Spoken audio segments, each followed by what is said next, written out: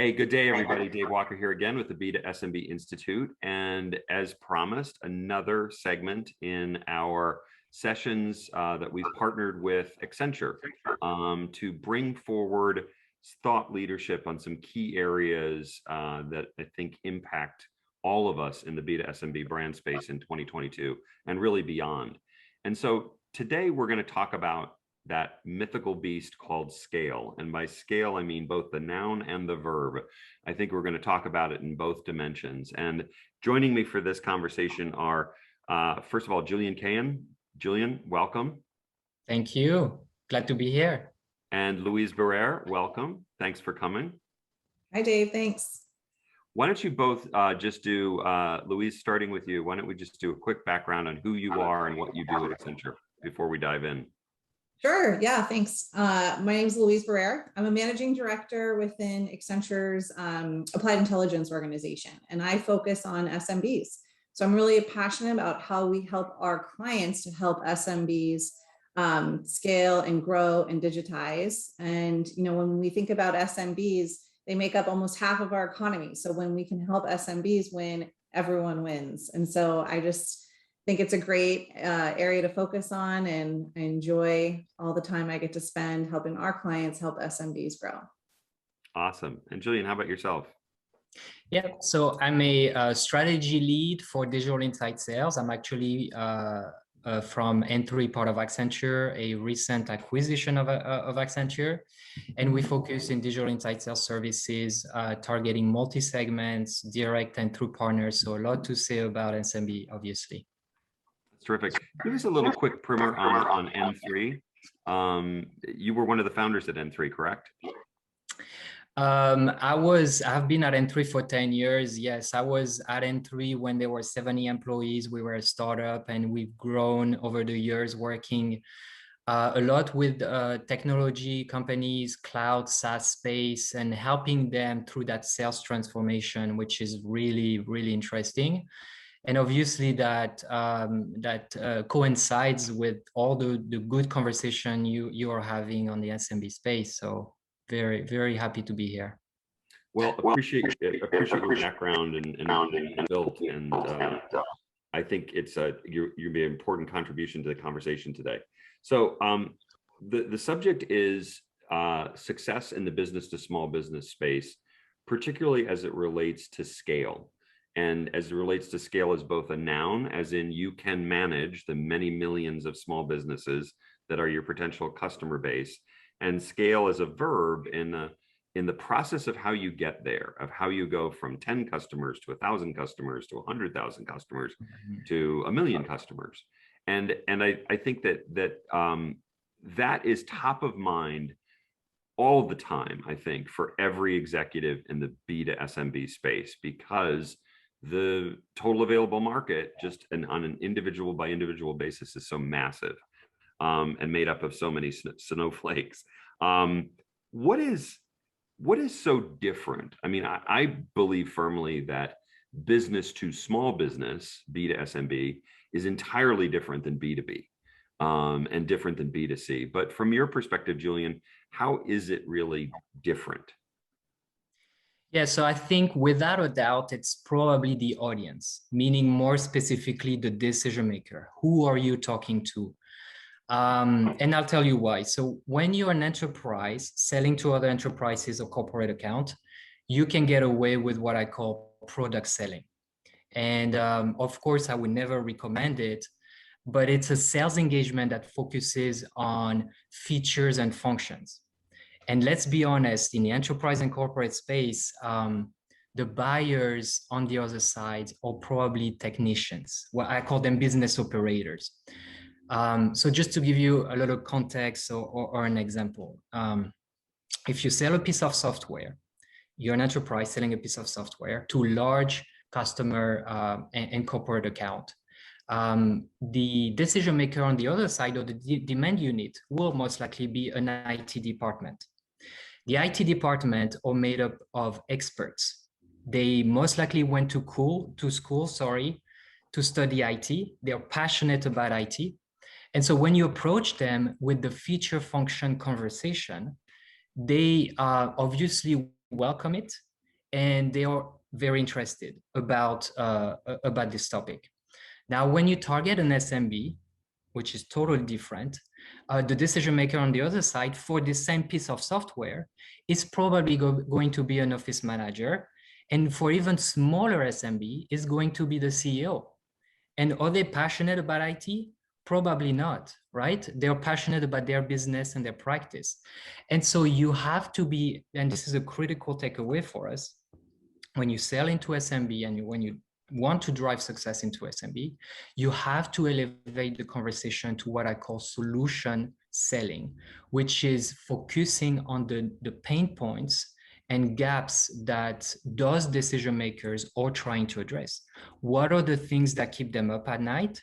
What are the things that really drives them in their business? And and we typically organize that solution selling around 3 tenets, which is how can I help you save money? How can I help you be more compliant or secure? And how can I help you be more productive? So if you're able to organize your go-to-market strategy around those topics and going to market to SMB with those topics, you will be most likely successful, or more successful than just focusing on your solution and the feature and functions. And so I think that's the real critical difference. So, I'm sorry, go ahead, Louise. Sorry, I was going to say, I mean, what Julien just described as the solution selling is really, really great. And it's very personal. And it requires, knowing who that SMB is and what they care about, right? What is their business and how is the solution going to impact them? So what we really see challenges around that is the scale, right? Exactly what we're talking about. How do you enable that level of knowing your customer and that level of personalization in order to have that very specific solution conversation when you're talking about millions or hundreds of thousands, of SMBs that are part of your market. So that's where we like to, that's where the data story comes in, which I think we're going to talk about a little bit later. But that's really the crux, I think, and the major differences and why it's different is you need to have that solution. You need to have that high degree of personalization, but then it's also at scale across, thousands or more of SMBs that are part of your target. Yeah. So let me ask you a question that may be solved, Louise, through applied intelligence, basically, and really what your practice does. But Julien, to you first, if I couldn't agree more that the B2B customer may define productivity in a very consistent sort of a way. In other words, there's kind of school taught or big business kind of playbook that defines productivity as X. For a small business, productivity could be any number of different things. They could define it in a variety of ways. And it's just illustrative of the fragmentation that basically kind of exists at that small business level.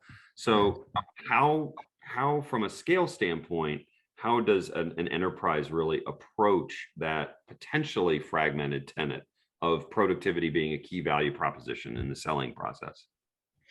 Yeah, so you really have to focus on, again, double clicking. And I know we're being very broad with the notion of productivity, but then how do you apply it and what does this mean in terms of go-to-market messaging? It could be measuring reliability, right? If I am a CEO and I have an accounting solution that keeps breaking down, for me, it's a loss in productivity.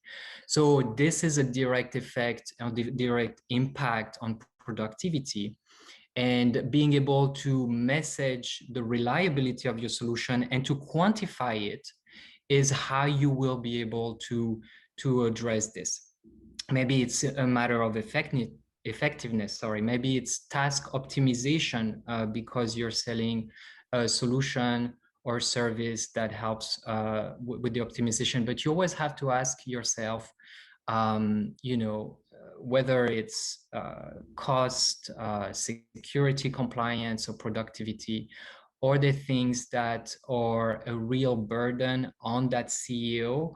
And do I have the data that prove that this has been a burden in the past? And do I think this is going to be a successful engagement theme for me?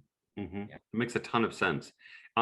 Use that as a springboard into talking really broadly, maybe narrowing a bit on what do small businesses actually care about. You just a perfect example of what they care about in productivity is don't break down, whatever the product is. Exactly, don't break down. So again, it goes back to the initial question you asked, which is, what makes SMB different from corporate and enterprise? How do you market? And again, in SMB, if you're a large enterprise that sells, and I'm going to give an example, power tools to a small local contractors, you can go to them and talk about the amazing power and functions that power tool delivers, because you can be sure that the CEO, the founder that created that company, is passionate about those things, right? But when you go to them and sell them a point of sale or accounting solution, or even a communication voice solution, they couldn't care less. So you have to, again, focus on those three tenets: total cost analysis, how can I help you save money? How can I help you reduce your cost of acquisition if you're selling a CRM solution? And then how can I help you be more safe and compliant in this digital world? And then obviously, like you said, productivity. And so, like you said, productivity can be measured in many different ways. And again, I know I'm repeating myself, but data is what really helps us determine what are those key productivity, under the productivity umbrella, what are the key engagement themes that we want to talk about, right? Louise, anything to add to that? No, I would say in addition to, knowing what they are caring about, we also know that the SMBs really care about or take into a high degree of consideration what they're hearing from their peer network. And so I think helping our enterprises establish that as an additional means to reach SMBs and understand what they're caring about and be part of that messaging is a really big opportunity for enterprises. So, how do you build that, trusted network across those SMBs and that community about your product, right? Where they can engage and share and learn. We have, we've done some research where we say, 75% of SMBs trust their peers' input on digital tools more than the enterprises themselves. So building that trust, in addition to the three tenets that Julien talked about, can really be established through the peer network. And we think our clients, especially big enterprises, could do more to build and nurture that, community peer engagement across how their products are used and valued. No question. And a plug for the research that Stephanie Gorski's group has done on small business communities, and how incredibly powerfully important that is to every step of the process in a relationship with small business. Julien, back to you. What I appreciate, what I love about the three tenets is that there are three organizing principles, basically, by which they're very replicable. In other words, you can, as a starting point in your relationship, or the customer journey, as many call it, with a small business, what a great set of questions to ask and to consistently ask. I guess the challenge is the answers are different, and the answers really indicate kind of different levels of understanding, different levels of care and attention, et cetera, et cetera.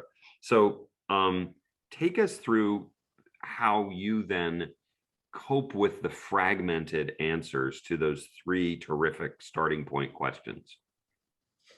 Well, so again, kind of setting the stage for all the work that Stephanie and the SMB team at Accenture have been doing around data and around understanding that fragmentation and data.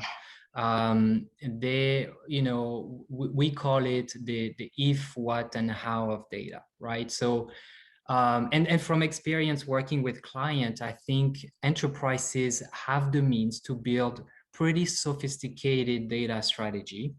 So they tend to be good with the ifs, and the ifs are essentially propensity to buy. So if I target this customer, are they most likely going to buy my product or solution, right?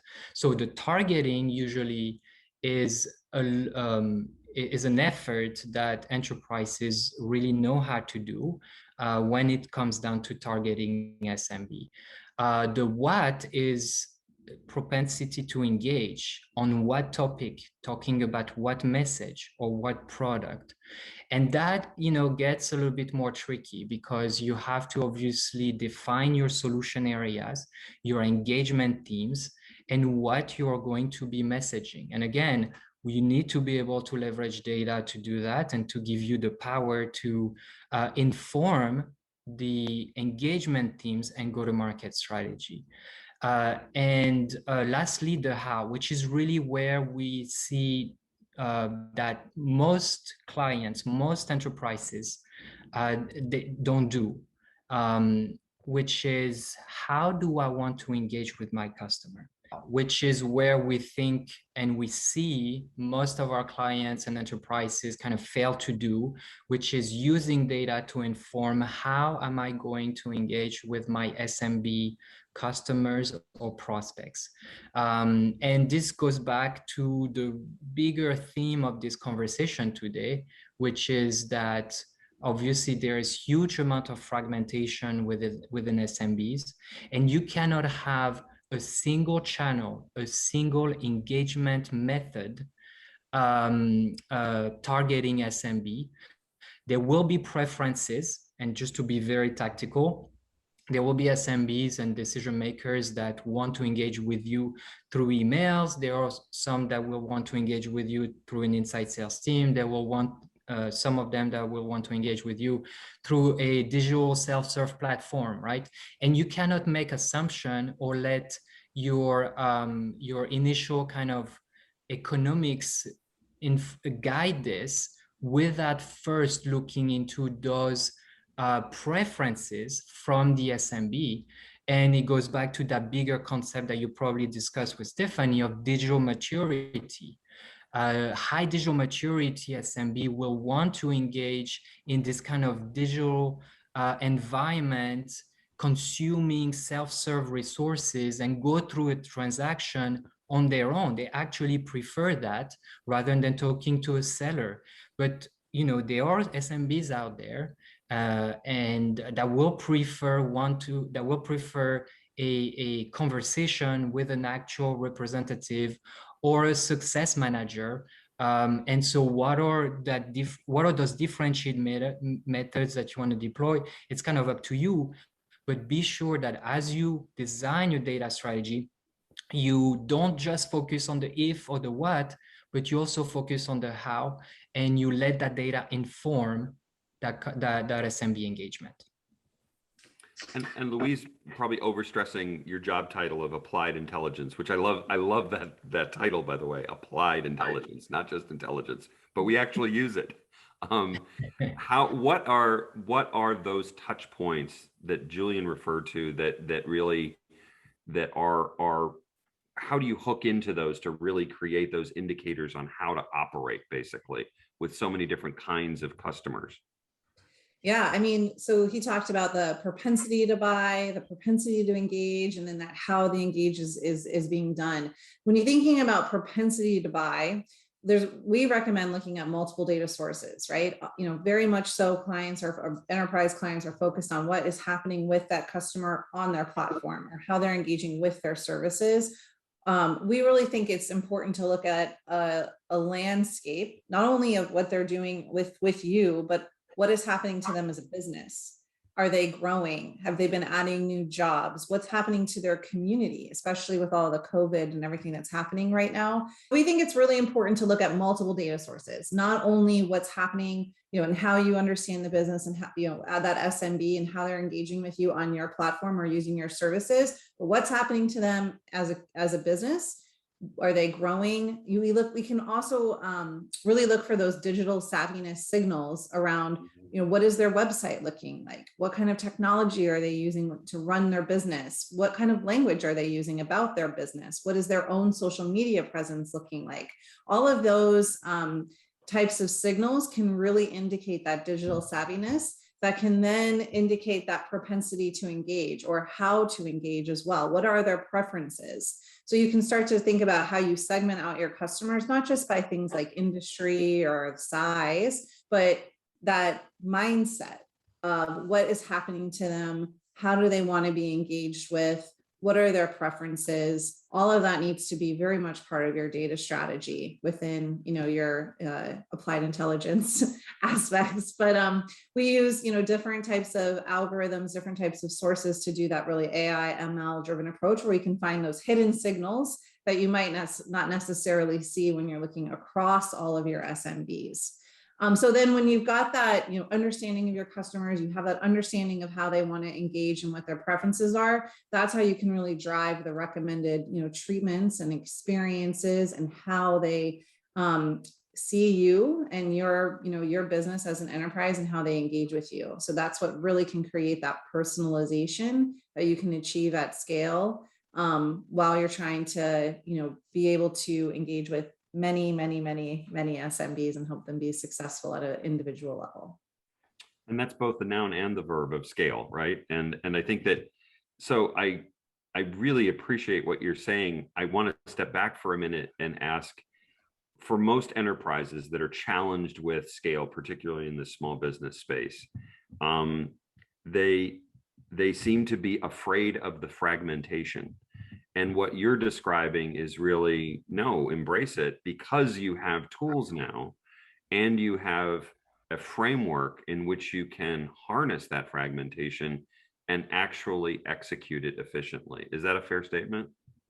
Yeah, absolutely. It can be overwhelming when you think about SMBs from an enterprise perspective, just again, because of that scale, but there's no need to think about SMBs as a whole. Right. So you start to narrow down how you are looking at them. Right. So not, again, typical things. We can look at the firmographic, what do we know about the business? What is their industry? Where are they located? But then as you start to dig deeper, that really helps you understand those SMBs and can make it much less intimidating, actually, because you start to get into what their mindset is, how they want to work with your product. And then that's when you can drive that real personalization to make your engagements even more successful. And by the way, I haven't heard this term used a lot, and I appreciate you using it a couple of times. Propensity to engage is probably, for small businesses, more important than propensity to buy. I mean, it really is. If you don't engage them, the sale runs the risk of being unsuccessful because they're not well qualified, and they get the product and they don't know how to use it, and they return it or they speak badly of it. So I appreciate that being a really critical metric. So we've talked about the tenets, which I love, and I think we've talked about process and the application of the data and the intelligence. Maybe an unfair question, but who does it well? Who does it well, Julien, from your perspective? And is, not to name names, but what are the models that they use that are consistently successful at scaling in this space? Yes, and to kind of piggyback on what you said, which I really like, right? You said embrace the fragmentation. And if there was another statement to be made, is don't use the same techniques and strategies that made you successful in other segments for SMB. And so, to answer your question, we see most of the enterprises that are struggling right now with reaching out in a scalable way to SMBs, or enterprises that have started and created their success by targeting other enterprises and other corporate accounts. And it's pretty obvious because their whole sales strategy and their whole sales organization is very much focused on, account management, account planning. They have field sellers, account execs, nothing very scalable and suited for SMB. And so again, trying to apply the successes to SMB is very tough and very challenging for them. On the flip side, companies, enterprises that have created success, a lot of telcos actually have created success in the consumer side, tend to be a little bit more successful when it's time to actually build a to SMB practice. But again, let's not use the best practices and the successes that we've created on the consumer side dictate what I will propose on the SMB side, because you want to have that differentiated approach. It's not a one size fits all. You know, I can argue that a CEO or a founder of an SMB is a lot more passionate than a consumer who bought a cell phone, right? And so you want to be very specific around the engagement strategy and giving them the chance or the routes to engage with you on their own term. And so that's really from a segmentation standpoint. And then there's also a very important aspect that we need to discuss is selling direct to SMB and then selling through a channel. So again, where we see some challenges with clients is when they have established a channel that a reselling channel, so essentially shifting the responsibility of selling from direct and putting that in the hands of resellers. So in terms of scale, you know, because we're talking about scale, it's kind of a great idea. It's a great concept because you don't have to pay for the cost of acquisition, of customer acquisition. And in some cases, you don't have to pay for the cost of customer success. So you're shifting that responsibility onto a partner. Great concept. But when you're going through a sales transformation and when you're going through a distribution model transformation, and just to give some examples, you know, we have a lot of IT companies out there, technology companies that have been very successful 10, 20, 30 years, reselling solution, reselling software on premise as a license-based model, where it was a one-time payment, one-time fee. So they build their entire channel around this concept. And when you're migrating to a different commercial model, subscription-based, less stickiness, pay as you go, can you rely on this legacy channel to carry your success? And so again, what made you strong at one point as an enterprise, because you found this key, you found this channel that could help you target SMB, is actually now becoming a challenge, and you have to help them transform. The only problem with this is that obviously you are not the master of your own destiny. You have shifted the responsibility, so you have to actually rely on them to do that transformation.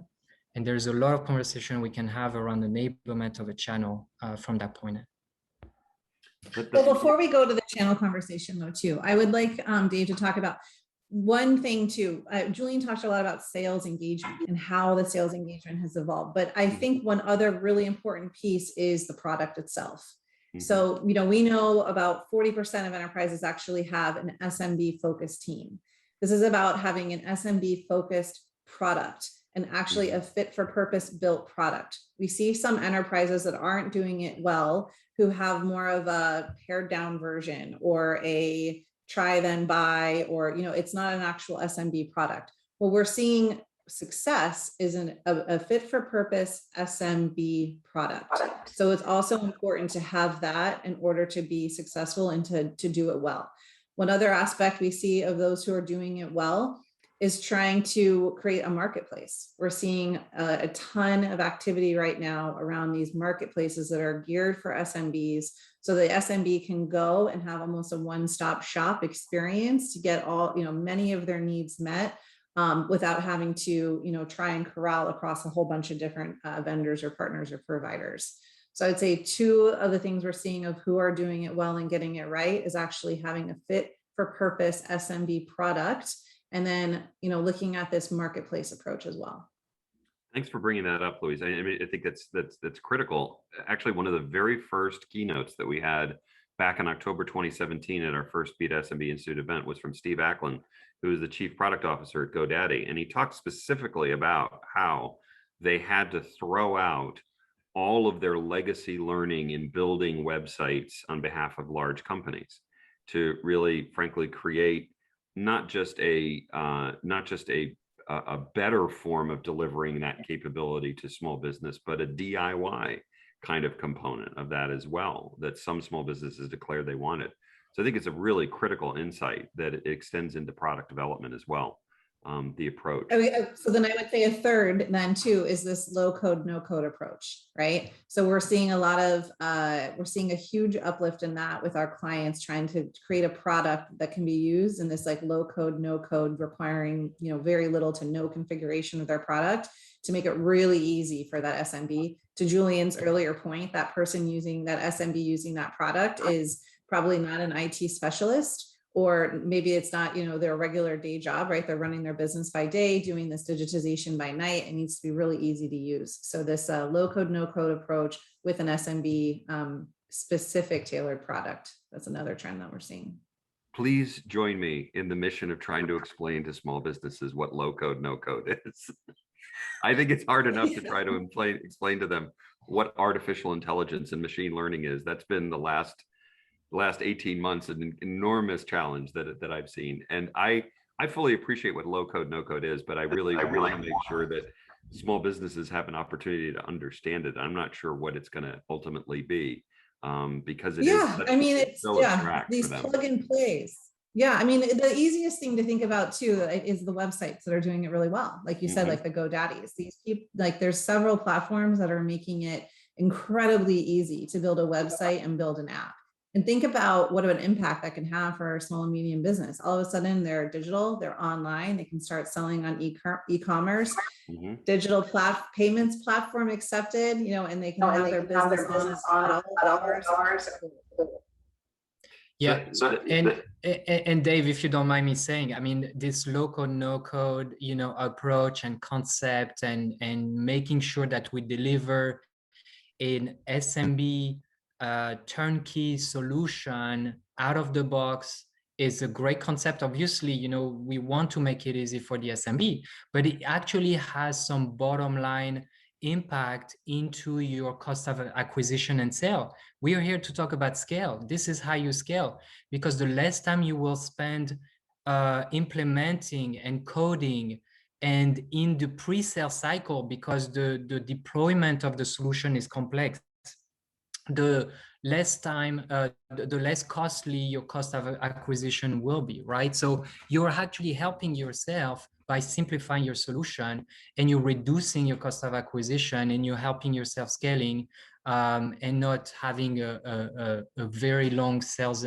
cycle with multiple touch points, right? You could sell that solution, the same day of the conversation with an SMB, which is pretty incredible. Really excellent point. Talk a little bit about from your perspective, what are the things that you think most executives wish they knew before they went on the journey trying to scale their brand to effectively serve small business?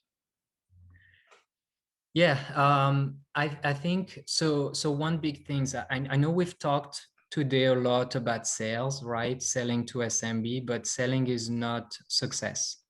And let's just be very clear. And I think when you go and start targeting SMB, let's make sure that at the organization level, we'll all align to this. And success to SMB means let's build a customer lifecycle practice that delivers personalized value to the SMB. That's the ultimate goal.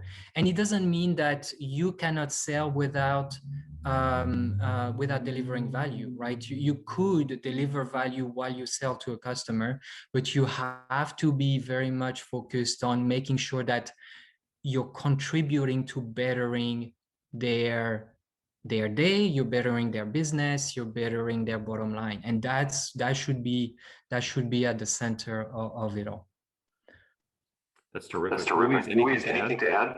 Thanks, Dave. I would say that it's a journey. You don't have to take on all the SMBs all at once. So have a strategy around the types of SMBs that you want to target and go from there. Again, when we think about SMBs, there's 30 million of them just in the US. You don't need to go after all 30 million. So really think about what are the best SMBs to go for, build that fragmentation, right? Have that strategy around your segmentation and embrace the fragmentation. and then do that very specific targeting to those SMBs specifically. And then as you, win and get lessons learned and learn, you can go and grow and go from there. I thank you both for making both the noun and the verb of scale not so scary and not so unmanageable. I think that the thoughts that you brought forward, I don't think are intended to convey that, oh, this is easy, it's simple, don't worry about it. It's hard, but it's manageable. And I think, Julien, you especially have really laid out very clearly, okay, there's some organizing principles that you can apply to the challenge of scale, and some processes and ways of defining those processes that can be hugely impactful. And then, Louise, I think bringing in the applied intelligence and really using the data in a smart way to create a feedback loop for yourself, so that you really are progressively on a journey to scale. You're using the verb well, and really getting to where you want to be. Thank you guys so much for doing this. Julien, thank you very much for bringing all your expertise to us. Thank you, Dave. And Louise, Thanks, again, Dave. thank you for doing it as well. Yeah, thank you.